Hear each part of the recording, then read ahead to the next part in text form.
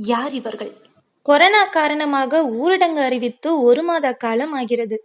கையில் பெரிதாக காசில்லை அவனிடம். சொற்பமாய் மிச்சம் இருப்பதையும் அம்மாவிற்கு கொடுத்துவிட வேண்டும் என்று நினைத்தான் மகன். அம்மாவோ விழுப்புரம் அருகே ஒரு கிராமத்தில் தனியாக இருக்கிறாள். 70 வயதாகிறது அம்மாவுக்கு. மகன் அம்மாவை பார்த்து 6 மாத காலம் ஆகிறது. எப்படியாவது அம்மாவை பார்த்துவிட வேண்டும் என்று நினைத்தான். கொரோனா நேரத்தில் போக்குவரத்து எதுவும் இல்லை. நடப்பதை தவிர வேறு வழியும் இல்லை. சரியாக 170 கிலோமீட்டர் தூரத்தில் அம்மா இருக்கும் கிராமம். மெதுவாக நடந்தால் கூட 5 நாட்களில் சேர்ந்து விடலாம் என்று எண்ணினான். அதிகாலையில் நடக்க ஆரம்பித்தான் மகன். வெயில் தாக்கியது.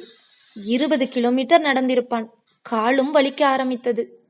கையில் இருந்த தண்ணீர் பாட்டில் காலியாகிவிட்டது. 5 நாட்கள் இப்படியே நடக்க முடியும் என்று தோன்றவில்லை மகனுக்கு. திரும்பி சென்னையையே நோக்கி நடக்க ஆரம்பித்தான். சென்னை வந்து சேரும்போது இரவு 11 மணி ஆகிவிட்டது. வீடு வாசலில் ஏதோ ஒரு உருவம் அமர்ந்திருந்தது. அருகில் போய் பார்த்தான். அவனது அம்மா. உன்னை பார்க்கணும் போல இருந்துச்சு தம்பி, தனியா கஷ்டப்படுவியேன்னு நடந்தே வந்துட்டேன். வயசாயிடுச்சுலாப்பா, அதான் 1 வாரம் ஆயிடுச்சுப்பா. கண்ணீர் வழிய அம்மாவின் கால்களை கட்டி பிடித்து கொண்டான் மகன். இந்த கதையில யார் இந்த அம்மா, யார் இவர்கள்? எந்த சூழ்நிலையிலையும் மகனை உண்மையா நேசிக்கின்ற தாய்.